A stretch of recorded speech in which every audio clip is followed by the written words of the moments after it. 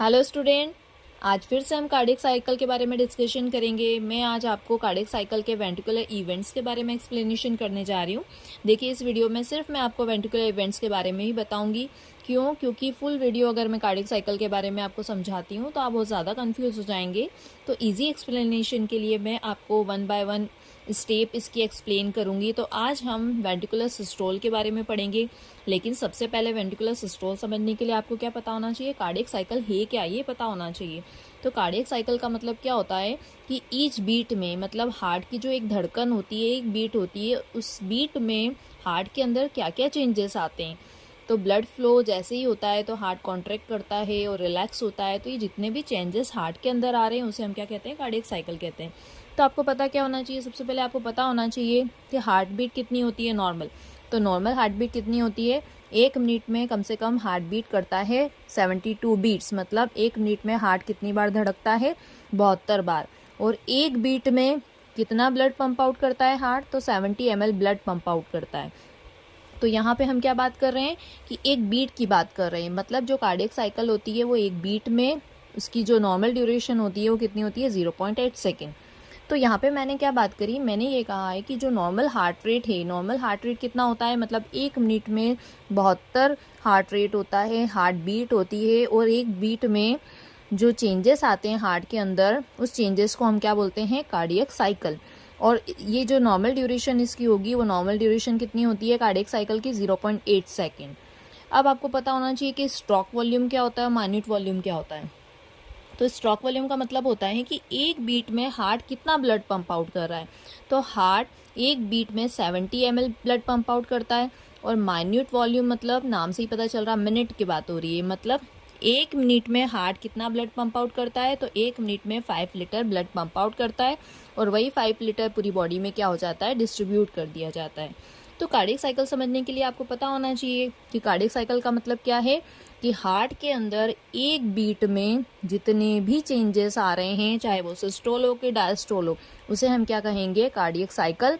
और cardiac cycle की normal duration कितनी होती है, 0.8 सेकेंड। अब हमें ये पता करना है, या आपको ये पता होना चाहिए कि ईच बीट में हार्ट के अंदर क्या क्या हो रहा है। तो एक धड़कन में या ईच बीट में हार्ट के अंदर होता है सिस्टोल एंड डायस्टोल। सिस्टोल का मतलब क्या होता है, तो सिस्टोल का मतलब होता है कॉन्ट्रैक्शन और डायस्टोल का मतलब होता है रिलैक्सेशन।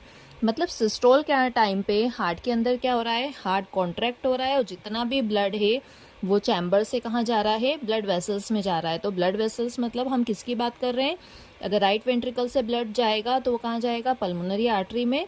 और लेफ्ट वेंट्रिकल से अगर ब्लड जाएगा तो कहाँ जाएगा, एओर्टा में। तो इस तरीके से कॉन्ट्रैक्शन के टाइम पे क्या होता है, जितना भी ब्लड है वो वेंट्रिकल से कहाँ चला जाता है, पल्मोनरी आर्टरी और एओर्टा में। अगर हम रिलैक्सेशन की बात करें तो रिलैक्सेशन का मतलब क्या होता है, यहाँ पे हार्ट रिलैक्स हो रहा है। रिलैक्स मतलब अब ब्लड की फीलिंग हो रही है। फीलिंग क्यों, क्योंकि जितना भी ब्लड है हमारा वेंट्रिकल से ब्लड वेसल्स में चला गया था। अब वो जब ब्लड वेसल्स में चला गया तो अब हमारा हार्ट खाली हो चुका है, मतलब ब्लड की फिर से इसको फीलिंग करना है। तो यहाँ पे जब ब्लड की फीलिंग होने के लिए हार्ट क्या होगा, रिलैक्स होगा। तो जितना भी ब्लड है वो राइट एट्रियम में और लेफ्ट एट्रियम में आएगा, फिर राइट एट्रियम और लेफ्ट एट्रियम से कहाँ जाएगा, राइट वेंट्रिकल और लेफ्ट वेंट्रिकल में। तो इस तरीके से हार्ट में क्या हो जाएगी, ब्लड की फीलिंग हो जाएगी और उसे हम क्या कहेंगे, रिलैक्सेशन। तो इस तरीके से हमने क्या पढ़ा, सिस्टोल और डायस्टोल पढ़ा। अब इसके बाद में हम बात करेंगे कि कार्डियक साइकिल। कार्डियक साइकिल मतलब एक बीट के अंदर जो हार्ट में चेंजेस आ रहे हैं, मतलब उसे हमने क्या कहा, सिस्टोल मतलब हार्ट कॉन्ट्रैक्ट हो रहा है और डायस्टोल मतलब हार्ट रिलैक्स हो रहा है। नॉर्मल ड्यूरेशन हमने क्या पढ़ी कार्डियक साइकिल की, 0.8 सेकेंड होती है। अब हम बात करेंगे कि कार्डियक साइकिल में क्या क्या इवेंट्स होते हैं। तो कार्डियक साइकिल में आपको 2 इवेंट्स देखने को मिलेंगे। तो फर्स्ट इवेंट क्या होता है, एट्रियल इवेंट, और सेकेंड होता है वेंट्रिकुलर इवेंट्स। एट्रियल इवेंट्स मतलब एट्रियल इवेंट्स में भी कॉन्ट्रैक्शन और रिलैक्सेशन होता है। उसी तरीके से वेंट्रिकुलर इवेंट्स मोस्ट इंपॉर्टेंट होता है। मतलब कार्डियक साइकिल में जो हम मेन जो फंक्शन पढ़ेंगे या इवेंट्स पढ़ेंगे तो वहाँ पे आपको जो चेंजेस है वो वेंट्रिकल्स में ही देखने को मिलेंगे। इसीलिए कार्डियक साइकिल मतलब हमें क्या पढ़ना है, वेंट्रिकल चेंजेस पढ़ना है। तो वेंट्रिकुलर इवेंट्स में आपको 2 कंडीशन देखने को मिलेगी, वही क्या, सिस्टोल एंड डायस्टोल। तो सिस्टोल मतलब क्या, कि वेंट्रिकल्स क्या हो रहे हैं, कॉन्ट्रैक्ट हो रहे हैं। और डायस्टोल मतलब वेंट्रिकल्स क्या हो रहे हैं, रिलैक्स हो रहे हैं। तो यहाँ पे जो नॉर्मल ड्यूरेशन है सिस्टोल की वो क्या होगी, 0.27 सेकेंड। और डायस्टोल की कितनी होगी 0.53 सेकेंड। अब आपको पता होना चाहिए, अब हम किसकी बात कर रहे हैं, हम वेंट्रिकल्स की बात कर रहे हैं। तो वेंट्रिकल्स की क्या बात कर रहे हैं कि जितना भी यहाँ पे जब कार्डियक साइकिल होती है, मतलब जो बीट होती है एक बीट, उस बीट में क्या होता है, वेंट्रिकल्स में कॉन्ट्रैक्शन होता है और रिलैक्सेशन हो रहा है, उसी को हमने क्या बोला, सिस्टोल और डायस्टोल। अब स्टेप बाय स्टेप हम यहाँ पे पढ़ेंगे कि जो वेंट्रिकुलर सिस्टोल है उसकी ड्यूरेशन कितनी है 0.27 सेकेंड। लेकिन इसमें क्या होंगे, वेंट्रिकुलर सिस्टोल में यहाँ पे हमें 2 फेजेस देखने को मिलेंगे। तो 2 फेजेस कौन से हैं, फर्स्ट है आइसोमेट्रिक कॉन्ट्रैक्शन और सेकेंड है इजेक्शन पीरियड। अब आइसोमेट्रिक कॉन्ट्रैक्शन की आपको नॉर्मल ड्यूरेशन पता होना चाहिए, तो कितनी होती है 0.05 सेकेंड, और इजेक्शन की कितनी होती है 0.22 सेकेंड्स। तो मैं आपको फिर से एक बार रिवीजन करवा देती हूँ कि अभी तक हमने क्या पढ़ा, हमने ये पढ़ा है कि कार्डियक साइकिल आखिर में क्या होती है। तो कार्डियक साइकिल मतलब क्या होता है, हार्ट के अंदर जितने भी साइक्लिक चेंजेस हो रहे हैं, मतलब एक बीट के अंदर हार्ट के अंदर जो कॉन्ट्रैक्शन रिलैक्सेशन होता है उसे हम क्या कहते हैं, कार्डियक साइकिल। अब आपको ये भी पता होना चाहिए कि नॉर्मल ड्यूरेशन कितनी होती है, मतलब 1 मिनट में हार्ट कितनी बार बीट करता है, तो 72 बार या 72 टाइम्स बीट करता है। और एक बीट में कितना ब्लड पंप आउट करता है, तो 70 ml ब्लड पंप आउट करता है। उसी को हम क्या बोलते हैं, स्ट्रोक वॉल्यूम।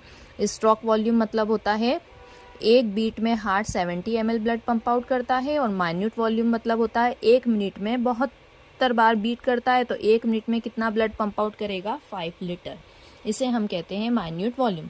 अब हम क्या बात कर रहे हैं कि कार्डियक साइकिल में क्या होता है। तो कार्डियक साइकिल में जो एक बीट होती है, तो एक बीट में हार्ट के अंदर क्या होता है, सिस्टोल एंड डायस्टोल। सिस्टोल मतलब हार्ट के अंदर कॉन्ट्रैक्शन हो रहा है, और डायस्टोल मतलब हार्ट के अंदर रिलैक्सेशन हो रहा है। कॉन्ट्रैक्शन मतलब जितना भी ब्लड है वो हार्ट से ब्लड वेसल्स में चला जाएगा, और रिलैक्सेशन मतलब हार्ट में ब्लड की फीलिंग होगी। अब उसके बाद हमने क्या पढ़ा कि कार्डियक साइकिल में कितने इवेंट्स होते हैं, तो 2 इवेंट्स होते हैं, एट्रियल और वेंट्रिकुलर इवेंट्स। तो एट्रियल इवेंट्स में भी सिस्टोल एंड डायस्टोल होगा, और वेंट्रिकुलर इवेंट्स में भी सिस्टोल एंड डायस्टोल होगा। तो वेंट्रिकुलर सिस्टोल मतलब होगा जब वेंट्रिकल्स क्या हो रहे हैं, कॉन्ट्रैक्ट हो रहे हैं, और वेंट्रिकुलर डायस्टोल मतलब होगा जब वेंट्रिकल्स रिलैक्स हो रहे हैं। अब नॉर्मल ड्यूरेशन कितनी है वेंट्रिकुलर सिस्टोल की, तो अभी मैं जो जिस इवेंट्स पे डिस्कशन करूंगी वो हमारा क्या है, फर्स्ट वेंट्रिकुलर सिस्टोल। मतलब हम यहाँ पढ़ेंगे कि जो वेंट्रिकल्स में कॉन्ट्रैक्शन हो रहा है तो उस टाइम पे क्या क्या चेंजेस देखने को मिल रहे हैं। तो इसकी नॉर्मल ड्यूरेशन कितनी है 0.27 सेकेंड। अब हम बात कर रहे हैं कि वेंट्रिकुलर सिस्टोल में हमने 2 फेजेस पढ़े, क्या पढ़े, आइसोमेट्रिक कॉन्ट्रैक्शन और इजेक्शन पीरियड। आइसोमेट्रिक कॉन्ट्रैक्शन की जो नॉर्मल ड्यूरेशन है 0.05 सेकेंड है, और इजेक्शन की है 0.22 सेकेंड है। अब आप पढ़ेंगे कि आइसोमेट्रिक कॉन्ट्रैक्शन और इजेक्शन में आखिर में हो क्या रहा है। तो अब हम वेंट्रिकुलर सिस्टोल को स्टेप बाय स्टेप पढ़ेंगे। तो वेंट्रिकुलर सिस्टोल में मैंने क्या बोला, वेंट्रिकुलर सिस्टोल में 2 फेजेस होते हैं। 2 फेजेस कौन से होते हैं, फर्स्ट होता है आइसोमेट्रिक कॉन्ट्रैक्शन और सेकेंड होता है इजेक्शन पीरियड। तो अब यहाँ पे क्या चेंजेस हो रहे हैं कि फर्स्ट हम पढ़ रहे हैं आइसोमेट्रिक कॉन्ट्रैक्शन, मतलब नाम से ही पता चल रहा है कि हार्ट के अंदर क्या होगा, कॉन्ट्रैक्शन। और मैंने क्या बोला था, आपको क्या ध्यान रखना है, वेंट्रिकल्स की बात कर रहे हैं हम, मतलब आइसोमेट्रिक कॉन्ट्रैक्शन में वेंट्रिकल्स क्या हो रहे हैं, कॉन्ट्रैक्ट हो रहे हैं। अब क्या हो रहा है कि वेंट्रिकल कॉन्ट्रैक्ट क्यों हो रहे हैं, मतलब वेंट्रिकल्स के अंदर क्या है, ब्लड है। अगर वेंट्रिकल्स के अंदर ब्लड की फिलिंग हो चुकी है तो क्या होगा, वेंट्रिकल्स के अंदर प्रेशर बढ़ेगा और टेंशन बढ़ेगा। अब प्रेशर बढ़ने की वजह से इस फेज में क्या हो रहा है कि जैसे ही जितना भी ब्लड हमारा राइट एट्रियम और लेफ्ट एट्रियम में था वो कहाँ आ गया है, वेंट्रिकल्स में आ गया है, और वेंट्रिकल्स में ब्लड की फीलिंग हो चुकी है। और फीलिंग होने की वजह से क्या हो रहा है, यहाँ पे टेंशन बढ़ रहा है। तो जैसे ही ब्लड की फीलिंग होती है और टेंशन बढ़ता है, तो हमारे जो ये एवी वॉल है, एवी वॉल कहाँ होते हैं, एट्रियम और वेंट्रिकल्स के बीच में, तो ये एवी वॉल प्रेशर बढ़ने की वजह से क्या होते हैं, बंद हो जाते हैं। उसी को हम क्या बोलते हैं, क्लोजर ऑफ एवी वॉल।